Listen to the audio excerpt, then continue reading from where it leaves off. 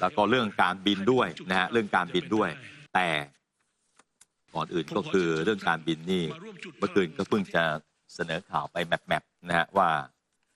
สายการบินแอร์แจแปนนะฮะมีปัญหากับผู้โดยสารนะฮะครับไม่ใช่ผู้โดยสารมีปัญหากับสายการบินมีปัญหากับผู้โดยสารยกเลิกเที่ยวบินสุวรรณภูมินาริตะทำให้ผู้โดยสารเดือดร้อนยกลำนะฮะแล้วก็ไม่มีคำอธิบายที่ดีพอนะฮะนี่ล่าสุดสำนักงานการบินพลเรือนแห่งประเทศไทยนะครับได้เปิดเผยนะครับว่าวันที่เกิดเหตุคือวันที่ 22 เวลา 5 โมงเย็นสำนักงานการบินพลเรือนแห่งประเทศไทยเชิญสายการบินแอร์แจแปนชี้แจงเหตุผลยกเลิกเที่ยวบินนะครับเส้นทางสุวรรณภูมินาริตะเมื่อวันที่ 22 กุมภาพันธ์นะครับตอนเที่ยงคืนเศษ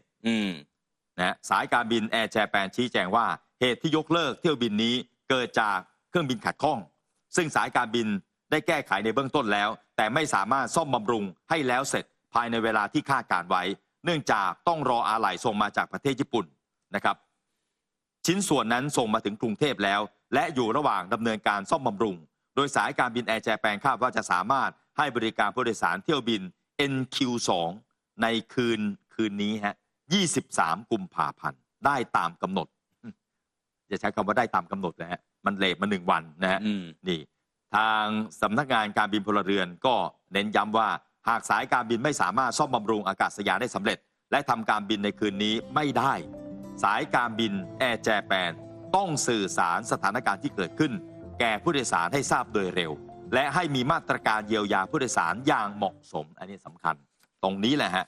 ต้องให้มีมาตรการเยียวยาผู้โดยสารอย่างเหมาะสมนะฮะและยังกำชับให้สายการบินจัดทำแผนรองรับกรณียกเลิกเที่ยวบินถ้ามีเหตุในลักษณะนี้เกิดขึ้นอีกในอนาคต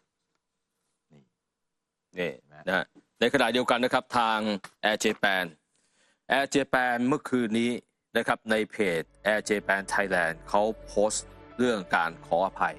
แล้วก็ชี้แจงเกี่ยวกับวิธีการเปลี่ยนแปลงเที่ยวบินการยกเลิกการคืนเงินรายละเอียดช่วงหนึ่งเขาบอกว่าเนื่องจากเที่ยวบิน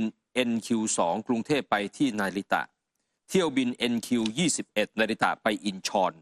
เที่ยวบิน NQ22 อินชอนไปนาริตะแล้วก็เที่ยวบิน NQ1 นาริตะมากรุงเทพถูกยกเลิกก็เพราะว่าเหตุผลด้านการบำรุงรักษาฉะนั้นต้องขออภัยในความไม่สะดวกแล้วก็บอกนะอันนี้ต้องฟังข้อมูลต่อไปนี้สำหรับผู้โดยสารที่จองเที่ยวบินทั้ง4เที่ยวโดยเฉพาะที่เพิ่งยกเลิกไปที่สุวรรณภูมินี้ด้วยนะฮะเกี่ยวกับการเปลี่ยนแปลงเที่ยวบินการยกเลิกการคืนเงินเบื้องต้นลูกค้าที่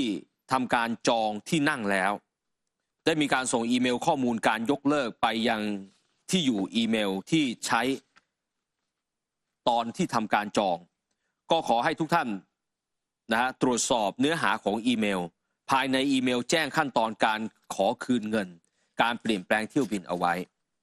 หากการจองหรือซื้อตั๋วโดยสาร Air Japan จากเว็บไซต์ของ Air Japan จะไม่มีค่าธรรมเนียมการยกเลิกเพิ่มเติมแต่กรณีการจองหรือซื้อตั๋วโดยสาร Air Japan จากเว็บไซต์เปรียบเทียบราคาตั๋วเครื่องบินเว็บไซต์ตัวแทนการท่องเที่ยวก็กรุณาติดต่อเว็บไซต์ที่ท่านได้มีการซื้อตั๋วเพื่อดำเนินการต่อไปกรณีการจองซื้อตั๋วโดยสาร Air Japan จากเว็บไซต์ของ Air Japan กรุณาตรวจสอบตารางเวลาเดินทางของเที่ยวบินของท่านสำหรับการจองแบบเที่ยวเดียวผู้โดยสารที่มีเที่ยวบินเที่ยวเดียวเป็นเที่ยวบินที่ยกเลิกตัวเลือกจะแตกต่างกันไปขึ้นอยู่กับเวลาเที่ยวบินขึ้นเครื่องของท่านนะฮะสามารถเปลี่ยนเป็นวันเดินทางอื่นภายใน7 วันนับจากวันออกเดินทางของเที่ยวบินที่จองเอาไว้หากมีที่นั่งว่างนะฮะแต่ในกรณี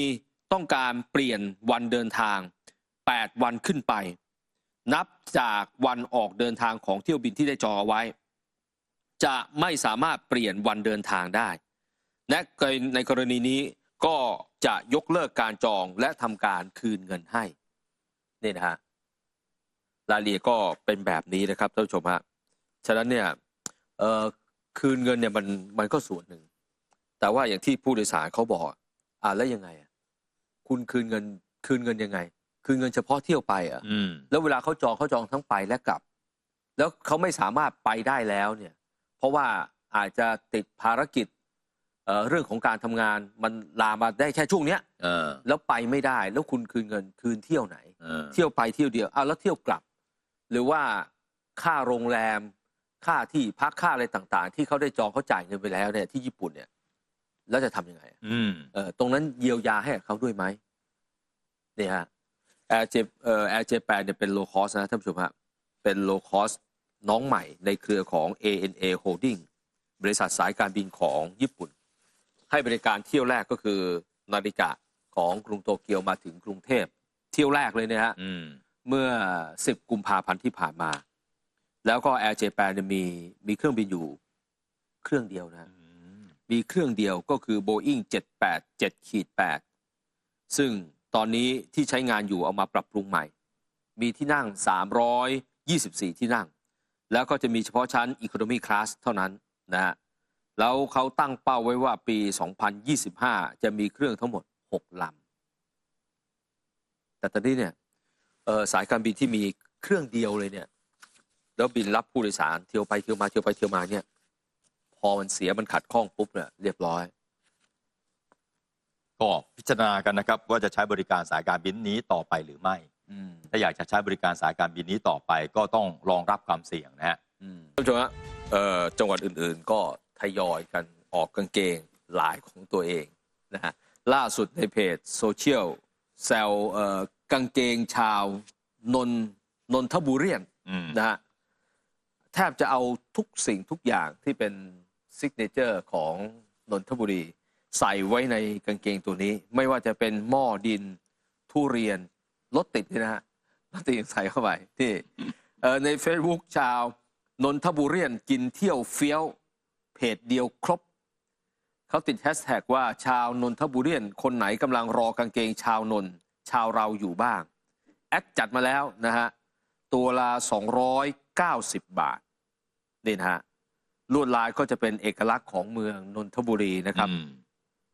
นี่คนก็เข้ามาสั่งจองออเดอร์ชุดแรกกันนะฮะเก็บมาครบทุกเม็ดของซิกเนเจอร์นนทบุรีเดี๋ยวท่านผู้ชมค่อยๆดูมีทั้งรถไฟฟ้าสายสีม่วงทุเรียนหม้อไอ้ดินเผาใช่หม้อดินเผาหอนาฬิกาแล้วก็รถติดคือด้านบนสุดของภาพจะเป็นตรงขอบเกจะเป็นทุเรียนเห็นไหมแล้วลงมาเป็นรถติดนะภาพรถติดใช่ไหมมีเกาะเกร็ดไหมนี่โอ้รถติดไม่น่าเอาอ่ะใช่ใช่ไหมมันควรจะเป็นด้านดีๆอ่ะควรจะเป็นด้านบวกนะไม่น่าจะเอารถติดเกาะเกร็ดเหรอเกาะเกร็ดไม่รู้จะดีไซน์ยังไงถ้าจะสัญลักษณ์เกาะเกร็ดก็ต้องเจดีเอียงอ่ะแต่มันก็ไม่เหมาะใช่ไหมเจดีไปอยู่ตรงกลางไปอยู่ในกางเกงไม่เหมาะหอนาฬิกานี่ได้หอนาฬิกาได้ทุเรียนได้หม้อได้ทุเรียนนนท์นี่โอ้โหตอนหลังก็ค่อนข้างจะหายากนะทุเรียนนนท์ใช่นะก็หลังจากน้ำท่วมปี54นะฮะหมดกันเลยเสียหายไปเยอะใช่แล้วส่วนหนึ่งก็มาจากการขายที่ด้วยขายสวนน่ะขายสวนเพราะว่านนทบุรีนั้นก็มีอย่างที่บอกฮะมีรถไฟฟ้าผ่านพอมีรถไฟฟ้าผ่านก็ลูกหลานก็อาจไม่อยากจะเป็นเจ้าของสวนแล้วใช่ไหมฮะพอสิ้นรุ่นพ่อรุ่นแม่ปู่ย่าตายายขายที่นะฮะทุเรียนนนท์จึงเป็นทุเรียนที่หายากมากนะปัจจุบันนี้แต่ออกมาเมื่อไหร่ก็แพงใช่แล้วบางทีบางสวนเนี่ยถ้าเราไม่ได้ทานหรอกเพราะเขาจองกันแล้วใช่มาร่วมสนับสนุนท็อปนิวส์นำเสนอความจริงได้แล้ววันนี้เพียงกดปุ่ม Super Thanks แล้วเลือกจำนวนเงินตามที่ต้องการได้เลยครับขอบคุณครับ